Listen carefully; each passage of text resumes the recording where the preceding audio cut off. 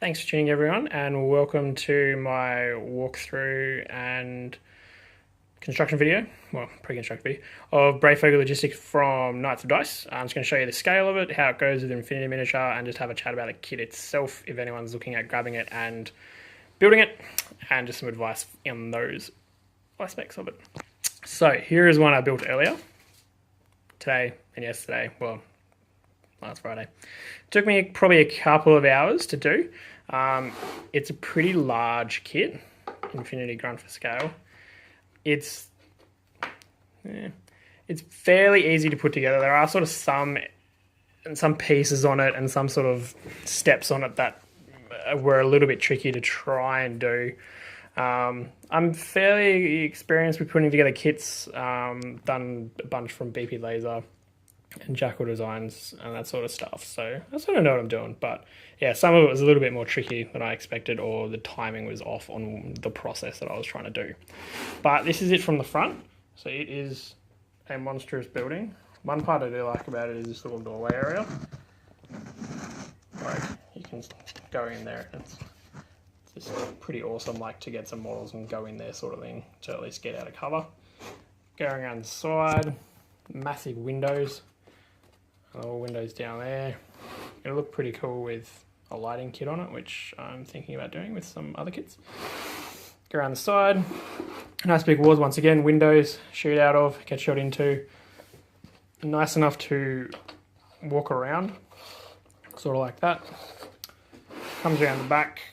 You've obviously got sort of one of the more detailed areas of it where the roller door, it doesn't actually sort of roll up or anything, but it's a nice corrugated cardboard sort of facade on it with a little roller thing up there. We've got the door, a little step there, and the little ladders there. It'll look pretty sweet with, like, you'd probably go a smaller truck, but a truck parked in there as well, to be collecting or delivering something in there. Go around the back again, and go around there, and we've got some more windows there. Not across all the areas though, but enough for models to be inside and be able to sort of shoot out of. But there are certainly blind spots. If you're in there, you're not going to be seeing models walking around over here. Even in some games, if you can go prone, or if there are short models, you'll be able to scuttle along across there without models on the inside being able to do anything with you. On the top, got obviously sort of a couple of different areas. The roof comes off. I did have to just give it a sort of quick shave around there just because it was a bit tight, which when all you've got is this to pull it off. Obviously don't want to be ripping that off mid-game, so I'm fairly generous with my PVA, so it shouldn't rip off, but yeah, I just shave the sides down a little bit on here, so it's just nice and smooth. Inside we've got room for you there, so the door, access door there to go on the roof. It obviously doesn't open or anything like that. That's the access hatch that goes down into the factory. But on the roof, you've also got lots of different areas that you can actually sort of occupy with models. Whether or not you're coming up and onto the roof from internally, they actually do have a ladder, which I'm yet to go on. It's in the photos and stuff that COD use, but yeah, going to go in there. There we go. So you can climb up the outside of it, or you could put it really, I mean, you can put it anywhere you want really. I mean, you can't put it there, but you can put it on the sides. Like the way that the plates cut is it fits in between like any one of those molds, so you can chuck it pretty much wherever you suit. Like you could put it along any wall pretty much, along the back one, along the side one as well where there's no windows. Like you can put it along there, put it wherever you want really. I mean, that's kind of retarded, but yeah, anywhere you want pretty much. So I might have a look and figure out where I want to put it. But if you're coming out of the roof, you obviously got sort of different areas where models can hide, and pretty much get a lot of cover from the front area of it along these sort of jutting Art Deco pieces here. So if you actually look down, you get a lot of actual cover for it to be shooting over. Obviously the light stuff is only sort of covering about half the model there, but you know, most games half cover, that sort of thing. You're going to be getting walking around on the top, or at least if you're inwards. So at least if you're inwards, you might not get seen if you're down below. So, and obviously you've got a ladder up there as well, so if you've got the roof on, you can even climb up and jump up to that area up there and do some interesting manoeuvres up there depending on your game. taking the roof off, which is probably another aspect that I'm a little, I suppose, unhappy I could use about. It is pretty freaking tight. I had to shave off quite a bit on each of the locking lugs to get it in. Otherwise, I'd have to be using like 2 hands every single time to try and cram it in, because obviously we've got sort of multiple layers of MDF there. It can get quite thick. All of the locking nugs are right up in the corners there, so there's not a lot of play, there's not a lot of tolerance, and it's all it gets really tight sort of thing. When you've got a whole bunch of angles going on, it's not just a square, you've got sort of this bit in here as well. It can get pretty tight, so I had to shave mine off. I don't know if other people that have put the kit together have had any sort of issues with that, but I just shaved them off, and it makes it a lot easier because, I don't know, the roof should sort of go on easily, taken off easily, especially during mid-game. You don't want to be fuffing around necessarily with 2 hands being delicate, because then the building's just going to move and people are going to fall over or just get nudged. But on the inside, moving off the front door, I suppose, coming through that front door there, obviously it doesn't move. Got the ladder going up, which comes out of, goes up to that little man hatch there, which obviously works quite nicely. You've got lots of windows around the front, which it's lower on this area down here, so you can get a decent amount of cover off there. Not much of you is actually sticking out the window, and you got some just nice windows up there, just sort of for decor sort of thing. That lower area is obviously about half a person lower. Just move that model over to the top level. And you got the little ladders there and the sweet little lift thing. Doesn't move, obviously, but it's got more corrugated stuff underneath it there, which I glued in, and then I'll get it all done and glued in. If you want to paint it, it could be easier before you put it together. Obviously, some of the kit might be easier, but I don't want to play with it probably before I paint it, because I don't know when I'll actually be able to paint it. But yeah, you've got sort of this massive indoor area here, which you get into. Then you can go up here. It's dock area where the sort of truck area comes from. You've got the little door there that leads out the back as well.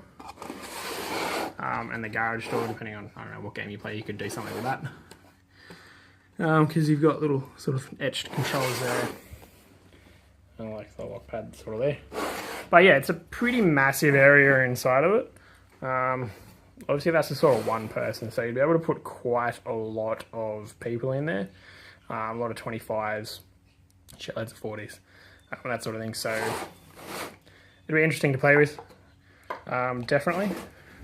Yeah, it was not too bad to put together. There were some things that probably, I don't know, they need to be numbered on the kit. Like back here, I suppose, I glued that bit on first, and then it tells you to do this sort of facade area.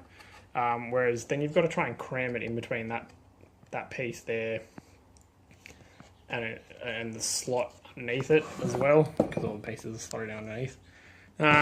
Which can get kind of tricky. Some of the parts in the instructions, which are PDFs, which you could print off, for the dumb people in the community, I'd be speaking for, quite honourably, could help with some sort of numbering, say like do this first or do these second, because that to me, that would be better to go on after you put that on, because you could just slide it in then, whereas not trying to like cram this stuff in, because it's kind of delicate, because obviously it is thinner MDF,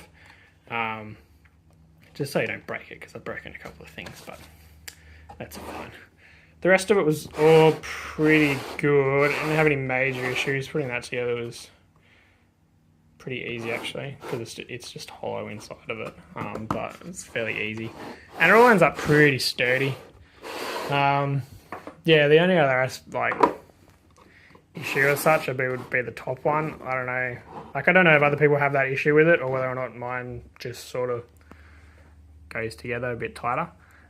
Maybe if they're moved inwards, sort of inwards further on the roof, like a mil, you wouldn't get that much play with it sitting on the roof then, but it would just sort of sit on it a lot easier. Like, I've trimmed it down, and it's still, if you just plop it on, you still got to sort of jimmy it down a little bit. which isn't necessarily a problem, but like if you've got models on the top and potentially models in it or around it and you're trying to get the roof off for some reason, it can be sort of tricky because it is sort of an awkward shape that you're going to need to use two hands on because you can't just sort of get it off. But yeah, it's a good kit. I'm happy with it. It's really nice. It's obviously really nice and large. It's a very prominent building. It's got lots of different angles on it. It's going to make moving around the table very interesting. And it's got a nice amount of height and lots of different sort of areas that you can go and move around. I'm going to be putting some of the widgets and stuff on that come out with the other kits, with the Easy District kits that I got in my previous building video. I'm showing you what I got. Going to chuck them sort of over it to tech it up a little bit, so it'll sort of hopefully match the other buildings a bit, even though it's a bit Art Deco. It'll end up hopefully being a bit sort of Fallout 3-ish, where it's a bit future retro sort of going on thing, because it's, you know, everybody loves a little bit of retro. But it is a good building. I'd recommend it. I can't remember how much it costs, but it's pretty worth it. I think if there was some finer detailing with the instructions for dumb people, or just people that sort of aren't advanced or might not plan ahead so well, some things would definitely go together easier. And if there was sort of a minor adjustment with the tabs on the roof, potentially, I don't know how that'll work because the tabs are connected to these parts in here that go inside. So yeah, I don't know. It's probably just easier to trim it down, but yeah, I'd just trim down instead of trying to force it, especially the first time, because it is a bit tight even with me trimming it. But it's a neat building. I'd recommend it. And I've got a bunch more to build from Knights of Dice, and I definitely, even after I build the rest of them, would recommend them, especially if you're in Australia, because it's pretty good stuff. Alright guys, well thanks for tuning in for the Breyfogle Logistics built video. If you want to have a look at the other buildings that I've still got to build, then by all means like my Facebook page, because I'll put the updates there when I upload the videos to YouTube, and you can have a look at them when they're all ready. If you've got any questions about it, please comment on the videos and have a chat to me about it. All than happy to. And yeah, catch you guys next time. Cheers. Bye.